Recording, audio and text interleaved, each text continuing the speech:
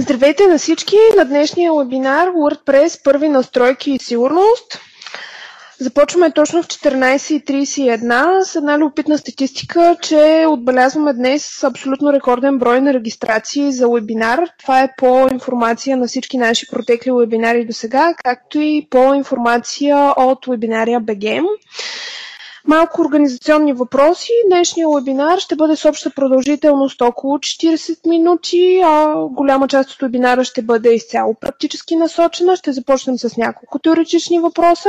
Молим всички, които са си пуснали микрофоните, да ги заглушат.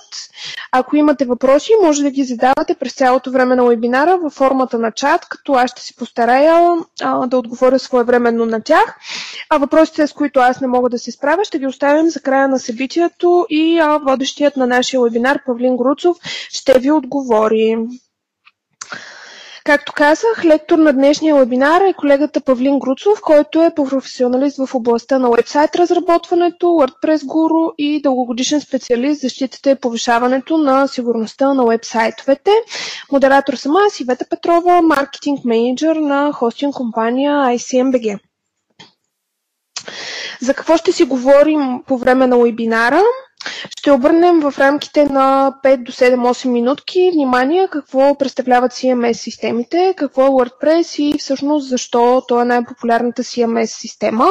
Ще дадем и малко бизнес гледна точка по въпросите защо да използвате WordPress за вашия бизнес. Ще обърнем внимание вече в практическата част на вебинара на това как се инсталира един WordPress, какви са първоначалните задължителни настройки, които трябва да направите и как да защитите своя WordPress сайт.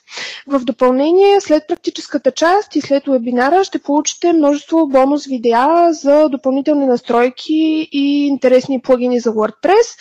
Друго нещо любопитно, което бих искала да споделя с вас е, че целият месец август за хостинг компания ICMBG ще измине под наслова на WordPress. Това означава, че освен интересни и любопитни видеа, които може да намерите в YouTube канала ни, ще може да следите и нашия блог, в който ще получите много полезна информация и статии, които биха ви били от полза, когато изграждате своя WordPress вебсайт.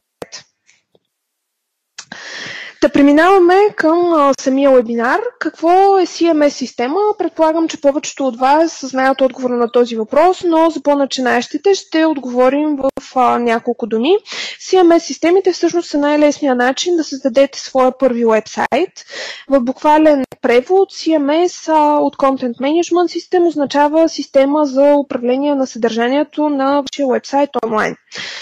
Благодарение на CMS системите вие може да създадете, да управлявате, да публикувате и дистрибутирате съдържанието на вашия сайт и да достигнете до вашите потребители онлайн.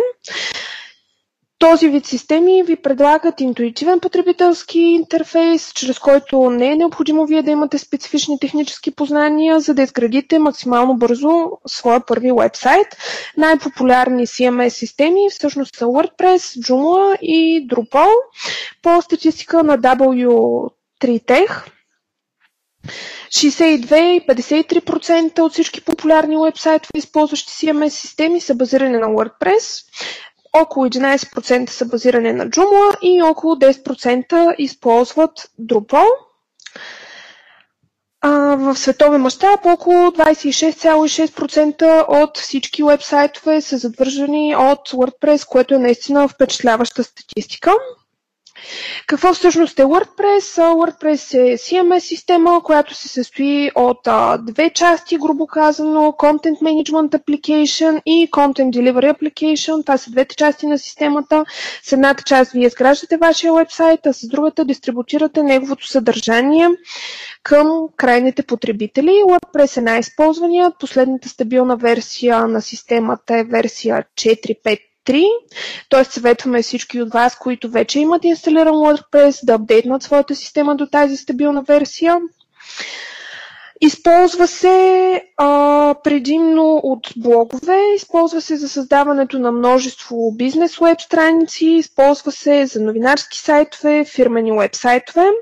Много хора наричат WordPress софтуер на неограничените възможности, поради факта, че той поддържа безкрайно много теми, които могат да мачнат на вашите потребителски желания, на вашите изисквания. Поддържат се и множество плагини, които правят системата по-функционална и ви дават възможности, например, да създавате контакт форми, да вмъквате онлайн плащания към вашия уебсайт и други такива полезни функционалности.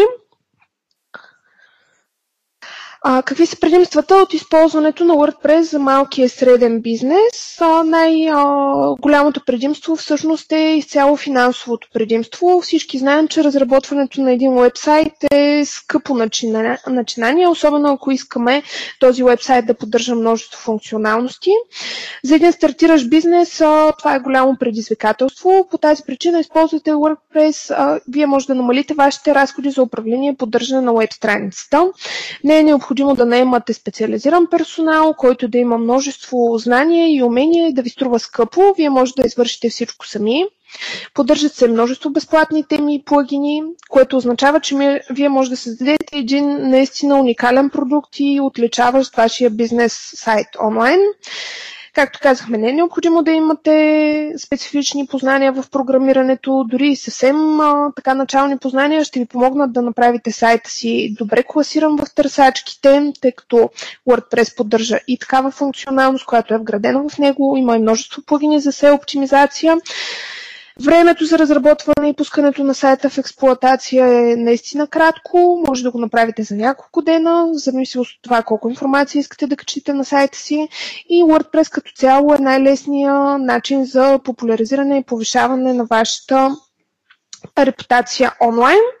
Извадили сме и няколко добри и популярни примера за уебсайтове, които са базирани на WordPress. Виждате сайта на The New Yorker, който е новинарски, изцяло сайт, който се пълни с информация всеки ден. Сайта на популярната игра и анимационен филм Angry Birds също е базиран на WordPress, както и сайта на Sony Music, който пък е посещаван от огромно количество потребители всеки ден. Това означава, че платформата е и стабилна и гарантира, че сайта ви ще издържи на множество посещения. И сайтът на Walt Disney Company също е базиран на WordPress. Това са само няколко примера на сайтове, които са често посещавани и популярни.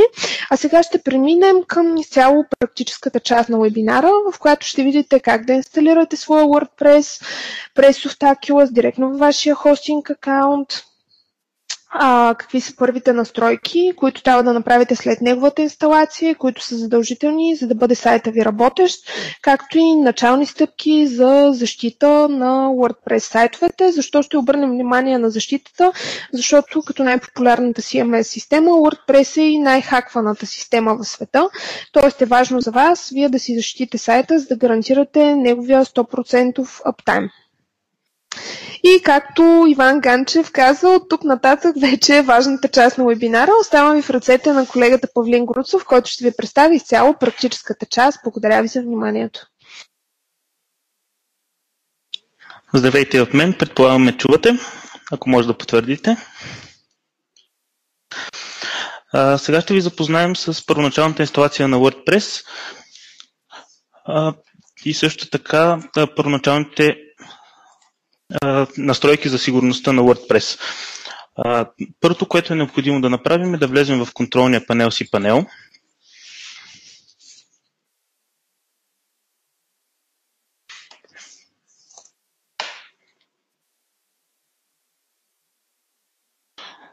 Само секунда.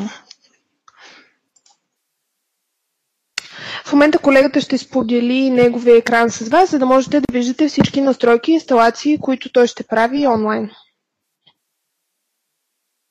Надявам се, вече виждате екрана ми. Абсолютно виждаме. Вече сме в контролния панел cPanel, като първата стъпка, която ще ви покажем, е инсталирането на безплатния SSL сертификат Let's Encrypt. Необходимо е да влезем в менюто Let's Encrypt SSL, да изберем домейна двете форми на домейна, за който желаем да инсталираме сертификата, в формата с 3 пъти W и тази без 3 пъти W, и да кликнем на бутона Issue Multiple. Необходимо е да изчакаме няколко секунди. Отново да натиснем бутона Issue.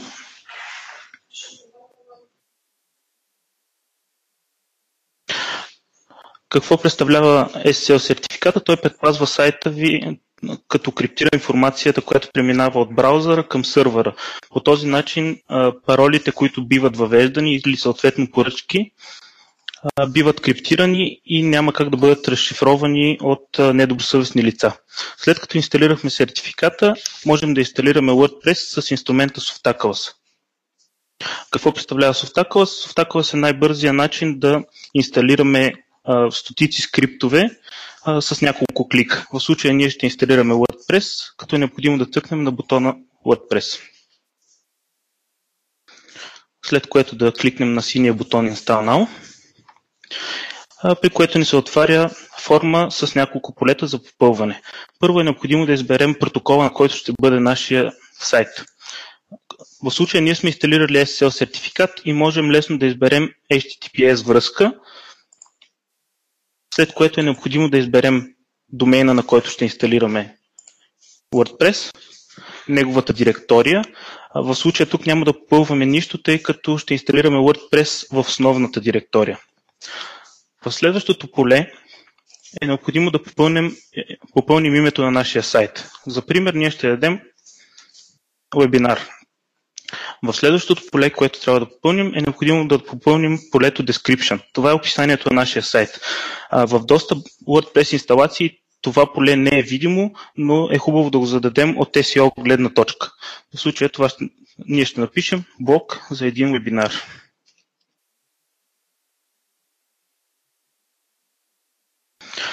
Следващата опция, която ми предлага Softaculous, е да включим мултисайт за WordPress. За нас това не ни е необходимо, затова няма да го включим. Аз само ще прекъсна колегата за малко, тъй като виждам, че имаме доста въпроси в чата. Обяснявам съвсем набързо за потребителите, които са по-начинаещи. За да инсталирате WordPress, на първо място е необходимо да имате свой хостинг акаунт и свой домейн. След като поръчате хостинг и домейн, вие получавате данни за достъп до така наречения контролен панел на хостинг акаунта. В нашия случай ние използваме cPanel и предоставяме на всички клиенти безплатно cPanel. Инсталирането както и на Let's Encrypt, така и на WordPress се извършва само с няколко клика, точно през този контролен панел, cPanel. Това е и което колегата показва в момента. Така продължаваме с практическата част.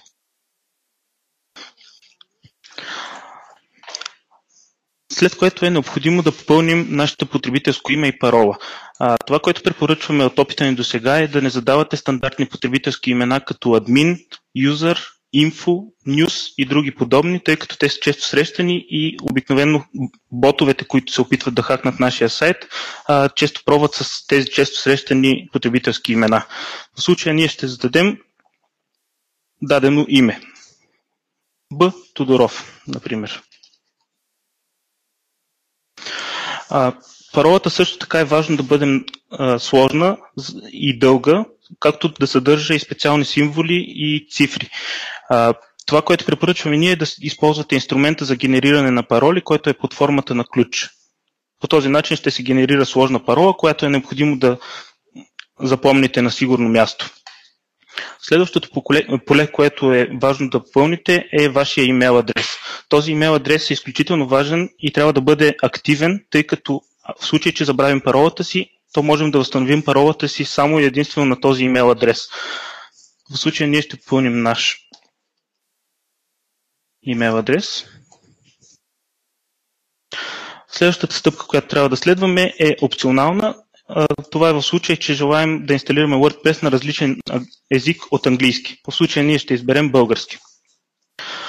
Следващата важна стъпка е това, че Softaculous ни предлага да инсталираме плагина Limit Login Attempts. Този плагин позволява нашия сайт да бъде защитен от многократни опити за вход до WordPress администрацията ни.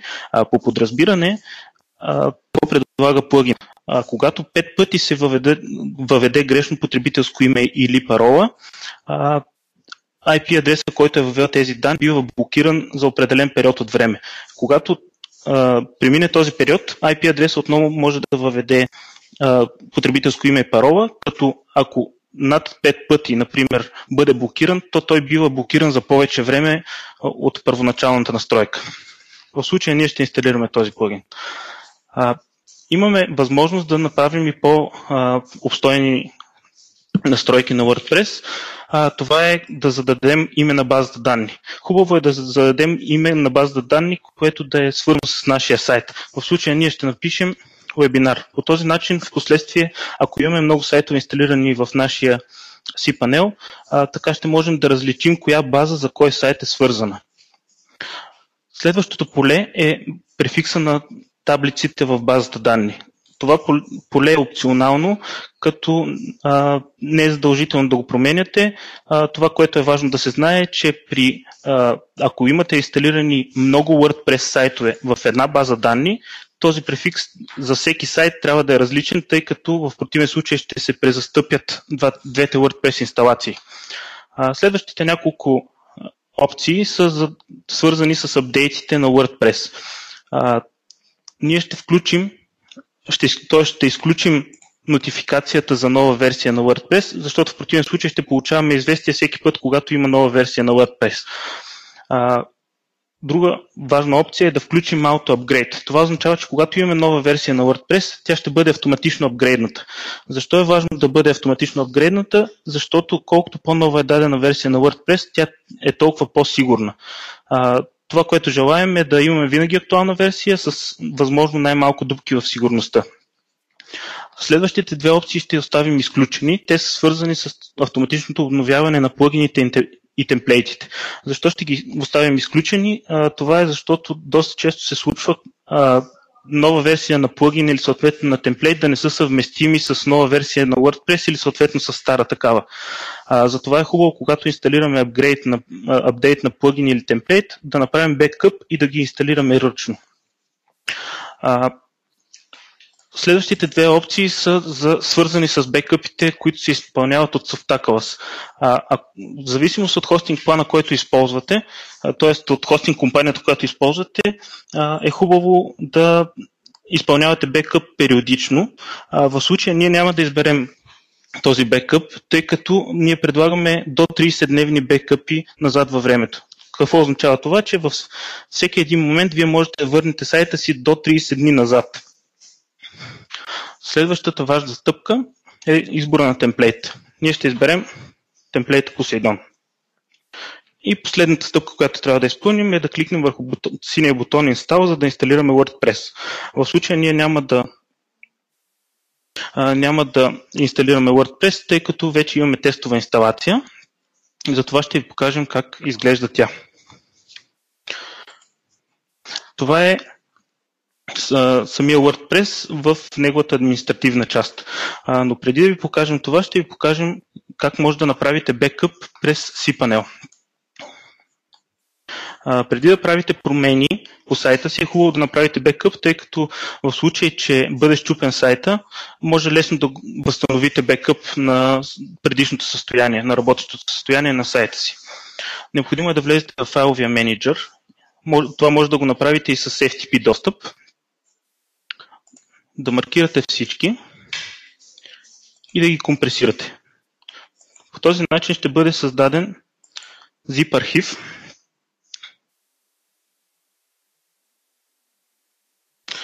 В случая обаче компресирах грешна директория. Трябва да влезете в директория public.html, където се намира вашия основен сайт.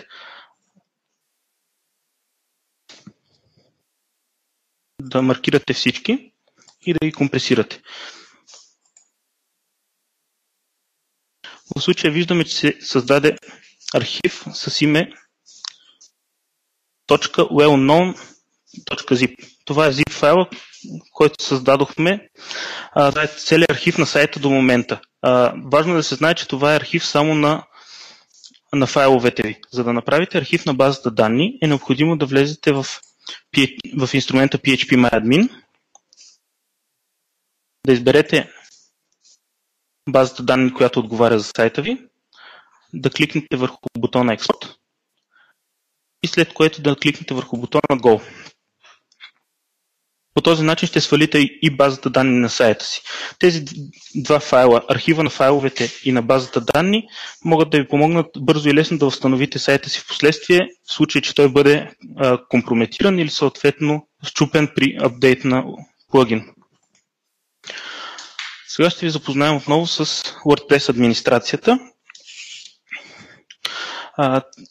Кои са най-важните менюта в WordPress? Това са менютата публикации, в които виждаме всички наши публикации. Можем да добавяме такива, да създаваме, променяме и изтриваме категории и етикети. Какво представлява добавянето на нова публикация? Трябва да кликнем върху синия бутон Добавяне или от менюто Добавяне. Създаваме тестово заглавие.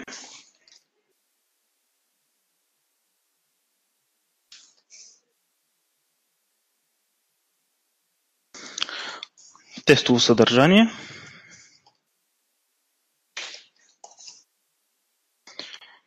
Избираме категория. В случая ние ще създадем нова.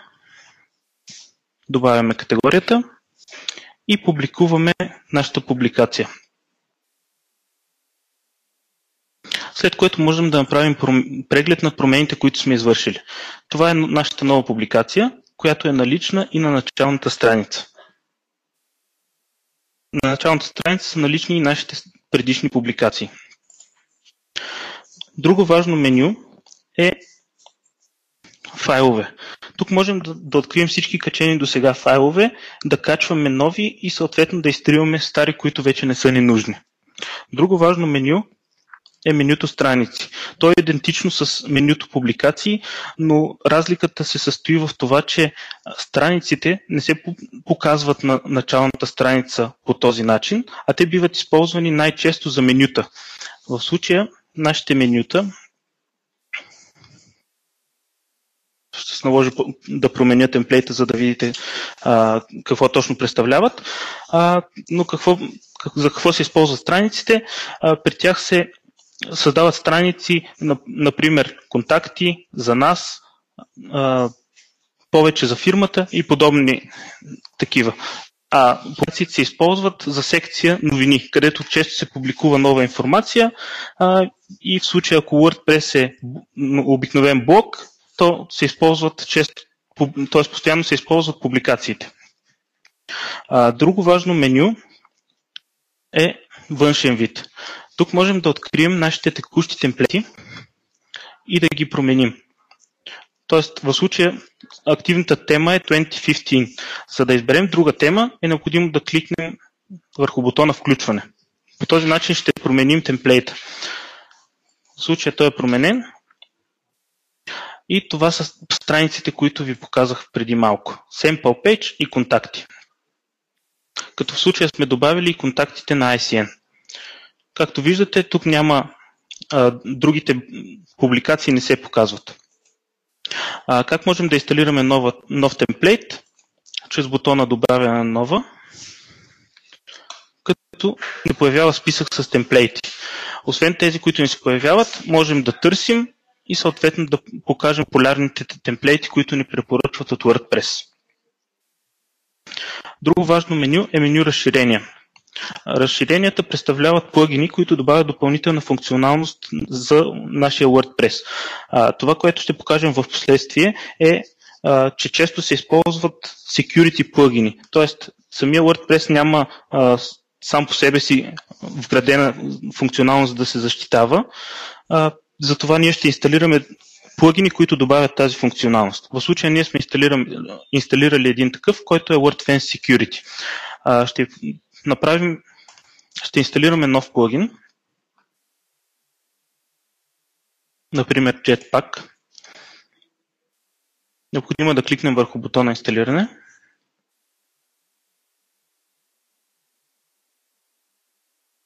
След като е инсталирано даденото приложение, е необходимо да го включим.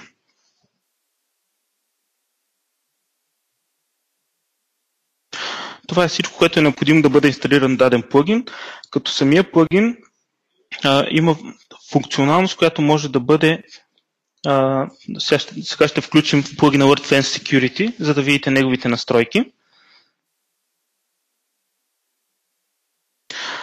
Виждате, че се появи ново меню WordFence, което самия плагин има собствен контролен панел, от който може да бъде управляван. Важно е да знаете, че препоръчваме да не се инсталират много плагини, тъй като колкото повече плагини разполага нашия сайт, толкова по-голям е рискът някой от тях да е уязвим и съответно да бъде използван нашия WordPress сайт да бъде хакнат. Когато имаме плагин, който не използваме, той може да бъде изключен.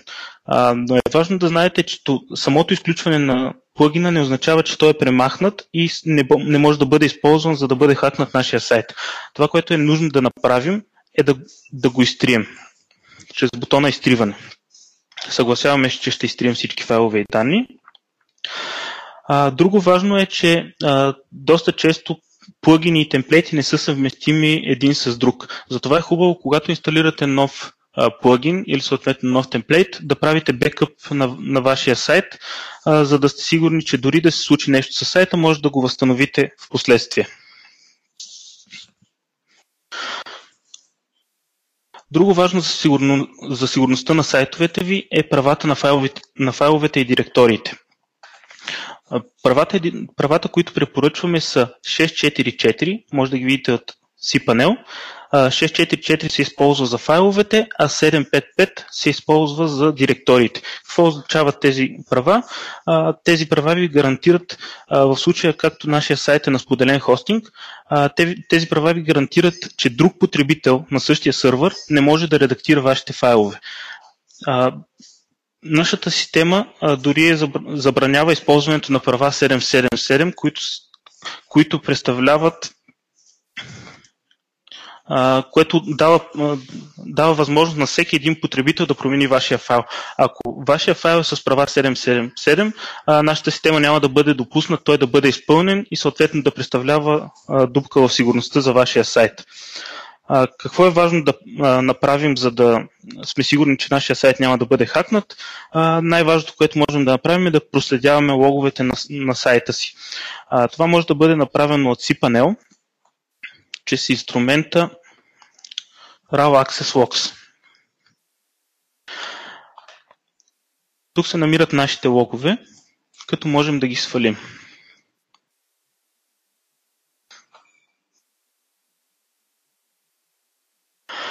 Така изглеждат логовете на нашия сървър. Това, което представлява самата проверка, въпреки че има много проверки, ние ще ви покажем една от тях. Най-опасните заявки за нашия сайт са пост заявките. В случая тази заявка е легитимна, тъй като се изпълнява от IP адреса на сървъра. Как би изглеждала една съмнителна заявка? Пример за съмнителна заявка е тази, но с условието, че в случая виждате IP адреса, от който е изпълнена заявката, времето, когато е изпълнена, че е тип пост заявка и е към wplogin.php. Какво означава това? Това означава, че този IP адреса, който завършва на 99, е опитал да се логне в администрацията на сайта ви. По кое разбираме, че самата заявка не е съмнителна, че имаме препращане. Тоест, имаме сайт, който препраща. Обикновено, когато има атаки към нашия сайт, това поле изглежда по този начин. След като няма референция, т.е. даден сайт не е препратил към страницата wplogin, това означава, че бот се опитва директно да се логне в сайта, без да го посещава реално. Доста често и самия юзер агент е празен, т.е. изглежда по този начин самата заявка. По това можем да имаме опити за вход в... Друга важна особеност за защитата на сайта ви е блокирането на XML RPC файла. Този файл се използва най-често от мобилното приложение на WordPress за публикуване статии в блога ни. Ако не използвате обаче мобилно приложение, е хубаво да забраните този файл. Той се намира в основна директория. Това е файла. Може да бъде забранен с htaccess. В случай, че ви е любопитно как става, можем в последствие да ви покажем в наша блог статия. Една от най-честите атаки срещу WordPress сайтовете е когато нашия сайт бъде разбит чрез слаба парола. Когато бъде разбит по този начин, хакера достига до този потребителски панел. Какво правят хакерите в този случай? Те влизат в външен вид, редактиране и редактират някой файл. В случая те доста често редактират файл, който не се използва реално. Това е файла 404.php. Това, което правят е да влязат в него, да изтрият неговото съдържание и тук да поставят зловреден PHP код, чрез който могат да добият цялостен достъп върху акаунта ви, като дори могат да прочитат и вашите писма. Как можем да се защитим от този тип атака? Можем да забраним тази функционалност на WordPress. Как се забранява тя? Необходимо е да влезем в cPanel, да отворим файла w-config.php, да кликнем бутона Edit, да отидем в долната част на файла и да добавим един ред с следното съдържание. След като запазим промените с синия бутон Save Changes, се връщаме в WordPress администрацията, виждаме бутона редактиране. Сега ще рефрешнем тази страница, за да видите, че той ще изчезне.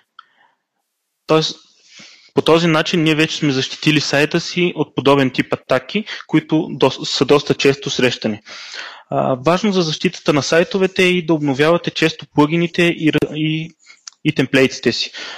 Това с каквато се прави, доста често бива откривана дупка в сигурността на даден плагин. След малко ще ви покажем как. И той бива използван, тази уязвимост бива използвана, за да се добие достъп до нашия сайт. Сега ще се върнем към презентацията.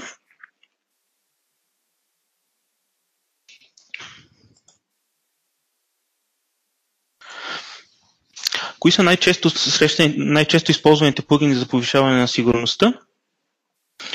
Това са плагините WordFence, Akismet, Sucuri, Jetpack и IDEM Security. Какво представлява всеки един от тях? Плагините WordFence, Jetpack и IDEM Security предлагат защита от brute force атаки и редица други атаки, чрез поставянето на правила в htaccess файла, които увеличават защитата на вашия WordPress. Плагин на Akismet защитава сайта ви от спам коментари. Когато инсталирате плагина, е необходимо да вземете API ключ от сайта на Akismet, за да го активирате. След като го активирате, всеки един коментар, който бъде написан в сайта ви, бива проверен от сървърите на Akismet и ако той съдържа спам, той не бива допуснат до сайта ви.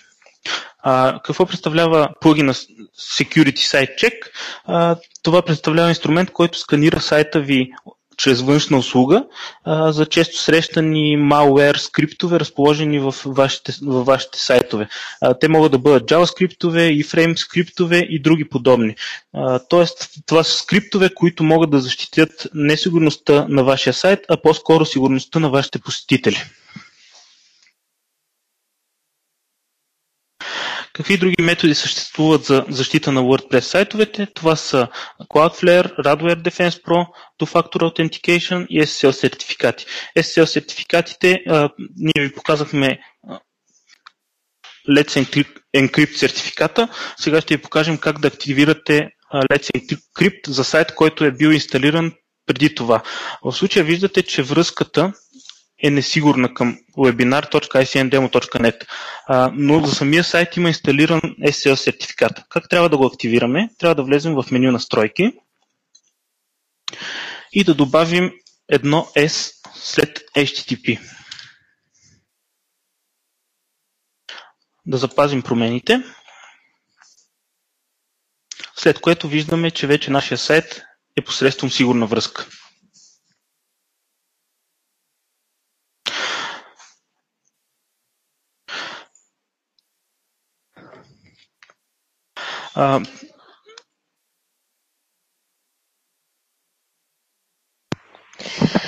Понеже виждам, че имаме още въпроси, по въпроса дали ако сложите сертификат, това ще ви защити от хакери. Дали се чуваме? SSL сертификата няма да ви защити от хакери, той по-скоро предоставя сигурна връзка на потребителя към вашия сайт. За мен беше важно да направим уточнение по отношение на Let's Encrypt, този безплатен SSL сертификат, който може да инсталирате. Let's Encrypt е сертификат от типа Domain Validation, т.е. той валидира само вашия домейн и удостоверява, че сайта, на който се намира потребителя, е точно този, който не е описан отгоре. Така че със сигурност един SSL сертификат сам по себе си няма да ви защити от хакери. По-скоро той ще повиши доверието на клиентите във вашия сайт и ще подобри сигурността на сайта в случай, че, например, имате онлайн плащания през самия сайт. На останалите въпроси ще отговорим след няколко минутки. Връщаме се към колегата Павлин. Тъй като забелязвам от коментарите, че съм пропуснал да покажа екрана как да активираме SSL сертификата за сайта си, ще извършим настройката отново. Сега ще споделя екрана си.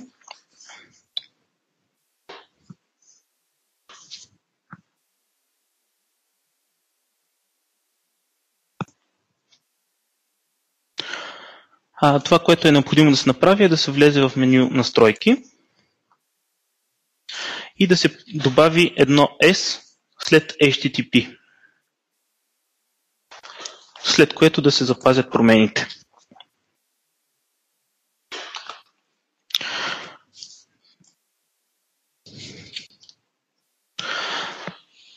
Сега ще върнем отново към презентацията.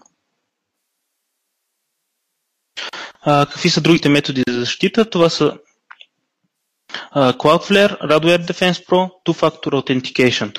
Какво представлява Cloudflare? Cloudflare е CDN система, която кешира статичното съдържание и динамичното такова на сайта ни, като то бива разпространено на множество сървъри по света с цел по-бързо зареждане на сайта ни от държави различни от България.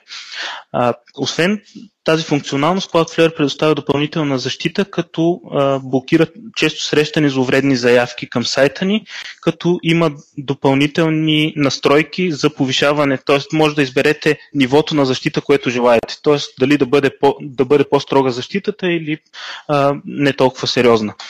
Какво представлява Radware Defense Pro? Това е услуга, предлагана от ICN, която представлява хардуерно устройство, което анализира трафика към сайта ви и се самообучава. Тоест, в рамките на месец вашия трафик бива анализиран и след което при различен трафик, който е съмнителен за вашия сайт, то той бива филтриран чрез нашата умна система.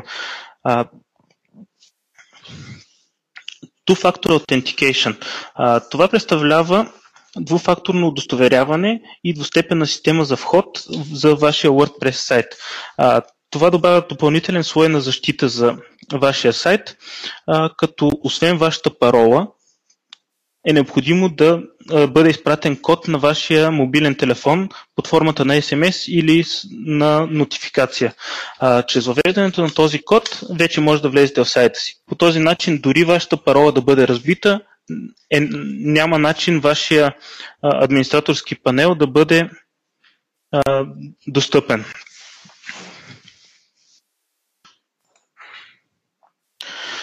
Имаме няколко въпроси от публиката. Здравейте отново от мен. Опитахме се да ви покажем в рамките наистина на около 40 минути най-важните неща, които са свързани с първоначалната защита инсталация на WordPress. Ако трябва да бъда съвсем честна, беше наистина доста трудно, тъй като това са много неща, темата е широко обхватна. Опитвахме се да ви отговаряме и на въпросите и да покажем всичко. Надявам се да сме успели поне първоначална информация да дадем, а както обещахме през целия месец ще се фокусираме върху WordPress и вашите въпроси от този вебинар. вебинар. Сега преминаваме към въпроси и отговори от публиката. На първия въпрос на Ивета Димитрова, дали ще можете да го гледате на запис, тъй като многократно беше зададен този въпрос. Да, ще има запис от вебинара, който ще бъде качен и в YouTube и ще бъде изпратен към всички участници на вебинара няколко дена след самия вебинар. На въпроса на Александрина Райкова, дали паролите е окей да се пазят на файл на компютъра, оставам колегата Павлин Груцов да отговори. Здравейте отново. Дали е хубаво да се пазят паролите на файл в компютъра? Всичко зависи от това дали само вие използвате този компютър. Тоест този компютър, ако е забранен с парола и може да бъде използван само единствено от вас, то може да запазите паролата си в него. Друго полезно нещо за съхраняване на паролите са браузърите. Може да съхраните паролата си в браузъра, като модерните браузъри добавят функционалност тези пароли да бъдат достъпвани от повече от едно устройство. Тоест, ако имате два компютъра, един в къщи, един в офиса, ако запазите паролата си в къщи, може като отидете в офиса тази парола да бъде налична. Това освен това е удобно за съхраняване на паролите, тъй като няма да се налага да помните и да носите листчета с паролите, например. Павлин, още един въпрос, който беше зададен малко по-рано по време на вебинара. Като става въпрос за сигурност, какво е мнението ти за wp-login.php файла? Каква всъщност е функционалността на този файл и той трябва ли да бъде забранен или разрешен? Този файл представлява файла, който обработва входа към сайта ви. Тоест, за да влезете в администрацията на сайта си, е необходимо да се логнете през този файл. Това, което препоръчваме като с цел по-висока сигурност на този файл да бъде забранен с htaccess за достъп от IP адреси различни от вашите. Това са няколко реда, които могат да бъдат описани в htaccess файла, ще бъдат показани в блог статия или в видео в нашия YouTube канал. Още няколко въпроса, на които ще се опитаме да отговорим. Въпроса на Ивайло Пешев: кой е най-ефективният начин да конвертираме Bootstrap темплейт в WordPress тема? Всъщност това е доста широко обхватна тема, на която дори да започнем в момента да говорим по нея, няма да ни стигне със сигурност следващите 30-40 минути. Обещаваме на този въпрос да се опитаме да отговорим в блог статия, която може да намерите в нашия блог малко по-късно този месец. Още един въпрос, който беше зададен по-рано на вебинара, беше да се върнем и да обясним още веднъж за архивите и създаването на архиви. Всъщност, може би вие знаете, но създаването на бекъпи на архивни файлове на WordPress е изключително важно, особено ако решите да апдейтвате версия на WordPress или да добавяте някакви нови плагини. Павлин, може ли малко повече информация? Всъщност, дали най-удачният начин е да създаваме архиви и бекъпи през Softaculous и как това нещо ще ни улесни? Както казах и по-рано, при нас не препоръчваме използването на бекъпите с Softaculous, тъй като ние разполагаме с до 30-дневен бекъп назад във времето. Ако използваме хостинг компания, която не предлага подобна услуга, е хубаво да се прави бекъп, но е важно да имаме в предвид, че този бекъп заема място на хостинг акаунта ви и е хубаво, след като бъде създаден такъв архив, той да бъде свален локално на компютъра и премахнат от хостинг акаунта, с цел да не се натоварва излишно дисковото пространство на сайта ви. Добре, преминаваме към следващия въпрос. Ако имаме сайт, който се поддържа с Joomla, можем ли да сменим CMS системата с WordPress? Тук може би е удачно да направим уточнението, че WordPress, освен по-предпочитана система, е доста по-лека за самия хостинг акаунт. Това означава, че тя черпи доста по-малко ресурси. И все пак, Павлин, има ли начин автоматично или по някакъв начин лесно да прехвърлим от Joomla към WordPress? Разбира се, има начин да бъде прехвърлено съдържанието от Joomla към WordPress. Има доста плагини за WordPress точно с такава цел, но е хубаво да знаем, че ако Joomla е имала функционалност, т.е. множество плагини, джаджи, компоненти и други подобни, то тази функционалност едва ли ще бъде прехвърлена коректно. Т.е. това, което със сигурност ще бъде прехвърлено, е съдържанието под формата на статии, заглавия и съдържание на тази статия. Въпросът на Мартин Иванов, направен на веб-базираната версия WordPress, само секундичка. На веб-базираната версия WordPress сайт може ли да се прехвърли на друг домейн, и докато колегата отговаря на този въпрос, аз бих призовала госпожа Ирина Найденова, ако може да даде малко повече информация, т.е. да разясни въпроса си, как може да се свърже сайт, който вече има на WordPress към официалния сайт. Госпожо, ако може да дадете повече информация, дали всъщност говорите за два сайта или говорите примерно за блог към сайт, а през това време, докато вие пишете, колегата Груцов ще отговори на въпроса на Мартин Иванов. Доколкото разбирам, въпросът е дали може да бъде променен адреса на сайта. Да, може да бъде променен и това може да бъде извършено по няколко начина. Вариантите са няколко. Да се извърши промяната през WordPress администрацията, но за целта е необходимо и стария и новия домейн да сочат към една и съща директория. Ако нямаме възможност или съответно основният домейн е изтекал, промяната може да бъде осъществена по два начина. Едната промяна е чрез PHPMyAdmin, като влезем в базата и променим адреса на сайта. Сега ще споделя екрана си, за да видите как става това.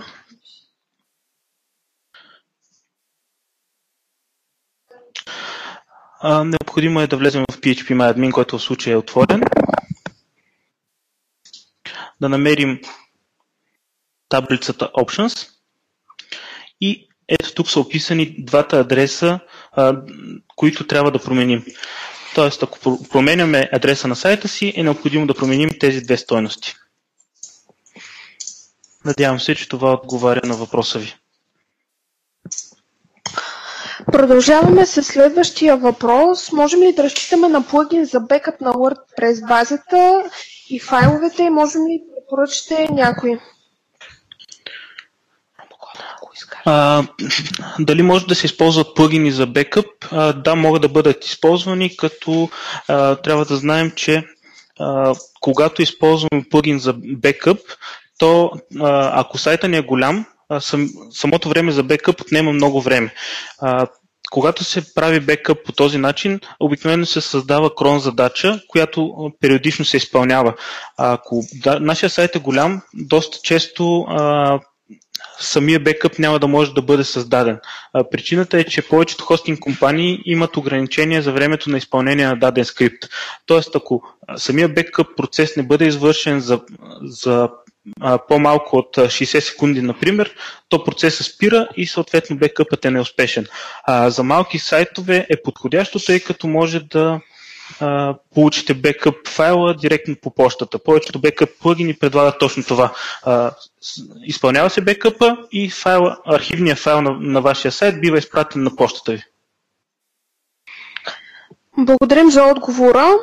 Още един въпрос, който е свързан с сигурност и хакове от господин Георги Проданов, който всъщност има WordPress, използващ наш хостинг. Неколкократно са били разбивани неговите сайтове. Оказва се обаче, че освен сайта и бекъпите са заразени.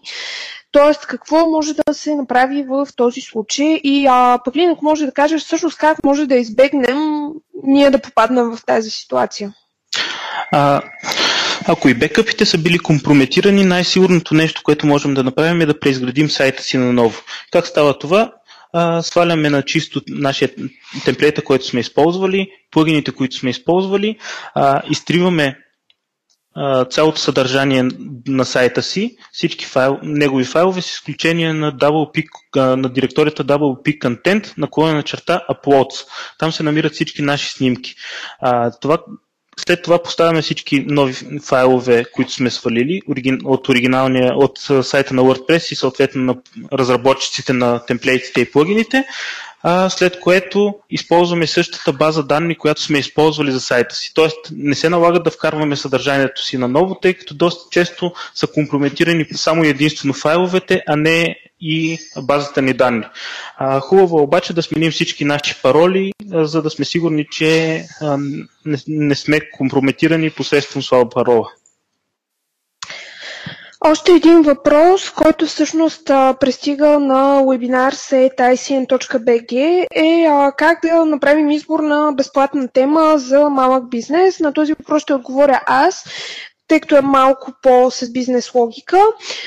Както знаете, при WordPress има множество безплатни теми, между които можете да избирате. Има и множество платени теми. Ние като специалисти и в хостинг сферата съветваме на първо място, преди да започнете да избирате тема, да направите един списък и да изградите един мокъп на вашия сайт. Т.е. да кажете и да си помислите много внимателно какви секции ще съдържа конкретния сайт, какви функционалности искате да има вашия сайт, дали той ще има форма за контакти, дали ще има форма за логин. След като вие направите веднъж този мокъп на вашия сайт, има пълната представа какви секции ще има сайта, какво ще представите пред вашите клиенти, тогава може да се ориентирате много по-лесно в самите теми. Т.е. вие търсите тема, чието функционалности да отговарят на вашите представи за конкретния сайт. Имаме и още един въпрос, който пък е от Facebook страницата ни, дали WordPress е удачно да се използва за онлайн магазин с до 50 продукта. Не препоръчваме използването на WordPress за онлайн магазин. Има достатъчно платформи, както платени, така и безплатни, с които може да създадете онлайн магазин. Използвайте тях, тъй като те предоставят много повече функционалности и много повече възможности за вас и за развитието на вашия онлайн магазин и онлайн търговия. На въпроса на господин Георги Бойчев, всъщност той по-скоро ни е помогнал в отговора. Да, ще има запис на вебинара, той ще бъде качен в YouTube, ще бъде изпратен и онлайн към всички, които са участвали в днешния вебинар. Ако имате още въпроси, ви призовавам да ги зададете сега на чата, като имаме още около 3-4 минутки за въпроси. Ако не сме успели да отговорим на всички въпроси в момента, може да ни пишете на webinars@icn.bg. Запис на вебинара може да намерите и в библиотеката на Webinaria.bg. Също така, както споменахме в началото, специално и за всички участници в днешния вебинар, ако все още обмисляте създаването на уебсайт, силно ви съветваме да го направите, бъдете смели, ще ви дадем достатъчно информация, само сега може да се възползвате и от промокода, който виждате в момента на вашите екрани, за да вземете и 3 месеца безплатно хостинг за вашия WordPress сайт. Така, виждам въпрос от Майя Иванова. Какво ще кажете по отношение на сигурността за, тук е споменат конкретен сайт. За съжаление, оставащите 2-3 минути няма да ни позволят да анализираме целия сайт, но ако все пак този сайт се хоства при нас, можете да ни пишете на webinars@icn.bg и да разгледаме конкретния казус. Още един въпрос имаме. Дали записът ще бъде с въпроси и отговорите? Да, записът ще бъде с въпросите и отговорите. И още няколко въпроса, които всъщност са дошли преди вебинара. Как да открием WordPress уязвимости? Павлин, дали можеш да ни кажеш как може да открием всъщност дали нашия уебсайт е уязвим? Това, което можем да направим, доста често уязвимостите не се откриват от самите хакери, т.е. тези, които хакват сайта ни, не са тези, които са открили уязвимостите. Те се възползват от уязвимост, която са открили в интернет. Сега ще ви покажем пример за такъв сайт, в който се описват уязвимости и в който може да следите дали вашия плагин, темплейт или съответно WordPress версия е уязвима. Това е сайта exploit-db.com. В него ще откриете, както виждате, тук има няколко плагина, които са преди 2 дни са открили уязвимост за тях. В случая това са плагините WordPress Booking Calendar, версия 6.2. Също така WordPress WP Live Chat Support плагин. В подобни сайта може да видите и да сравните дали вашите версии са уязвими и съответно вашия сайт може да бъде хакнат чрез тях. Друго, което може да направите е да проследите логовете на сайта, както показахме и по-рано. И на последно място е да направите проверка за последно променени файлове в хостинг акаунта си. Тоест, ако не сте извършвали обновяване на WordPress, плагини и темплейти, то вие не трябва да имате по-нови файлове от тези, които сте направили последната промяна. Тоест, ако сте обновили сайта си преди седмица и имате файл, който е бил променен преди 2 дни, то вероятно става въпрос за компрометиране и е необходимо да прегледате този файл за зловреден код. Надяваме се, че това отговаря на въпроса. И за финал още един въпрос, който смятаме, че е важен, всъщност една практическа ситуация. Ако разберем, че имаме проби в сигурността на сайта и виждаме, че нашия WordPress сайт е атакуван, Павле, можеш ли да ни кажеш какво трябва да направим? Трябва ли да спрем сайта? Има ли някакъв начин мигновено да го защитим или всъщност е по-добре да се грижим за своята защита преди да изпаднем в такава ситуация? Винаги е хубаво да защитим сайта си преди той да е бил компрометиран, тъй като веднъж компрометиран, доста трудно можем в последствие да го защитим отново. Това, което е важно да направим, ако разберем, че нашия сайт е бил компрометиран, е да го спрем. Защо трябва да го спрем? Защото ако той е активен, в момента, когато проверяваме за зловредни сайтове в акаунта си, то може да се качват нови. Затова ние ще предотвратим тази възможност, като спрем сайта. Друго, което трябва да направим, е да сканираме файловете си за зловреден код. Това можем да направим с няколко инструмента. Пример за такъв инструмент е Malwarebytes, може да бъде използван за Windows. Трябва да свалите файловете си и да сканирате въпросната директория с Malwarebytes. Има и онлайн инструмент, който е подходящ за тази цел. Това е инструмента JAMS или така наречения Joomla Security Scanner. Макар че е за Joomla, той открива доста от скриптовете, които съдържат зловреден код. Какво представлява в този скенер? Той представлява един PHP файл, който се поставя в хостинг директорията и съответно бива отворен през браузър, изчаква се да мине сканирането и съответно той показва файлове, които открива като потенциално опасни. Тези файлове трябва да бъдат прегледани ръчно от нас и ако съдържат зловреден код, кода да бъде премахнат или съответно ако целият файл е зловреден код, да бъде изтрит целият файл. Но винаги е хубаво да изградим сайта си изцяло от нулата. Добре, благодарим много на всички, които днес прекараха този 1 час с нас и бяха с нас по време на вебинара. Искрено се надяваме да сме ви били полезни. Още веднъж повтарям, може би вече за 10-ти път по време на днешния вебинар, че всички материали ще ви бъдат изпратени по имейл. Ще ги има на Facebook страницата на ICN.BG, може да ги видите на blog.icn.bg. Специално за вас може да се възползвате от промокода за 3 месеца безплатен хостинг. Благодарим за всички, които се включиха и с въпроси. Всъщност ни инспирираха с много интересни идеи, по които ние да можем да създадем полезни блог статии през следващия месец, които също може да четете на blog.icn.bg. Оставаме на разположение за въпроси, които може да изпращате на webinar@icn.bg. От мен Ивета Петрова и от колегата Павлин Груцов. Приятен след обед в днешния прекрасен четвъртък.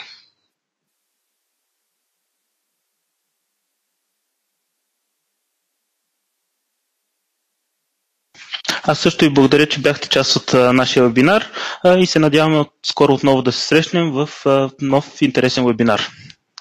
Желая ви успешен ден!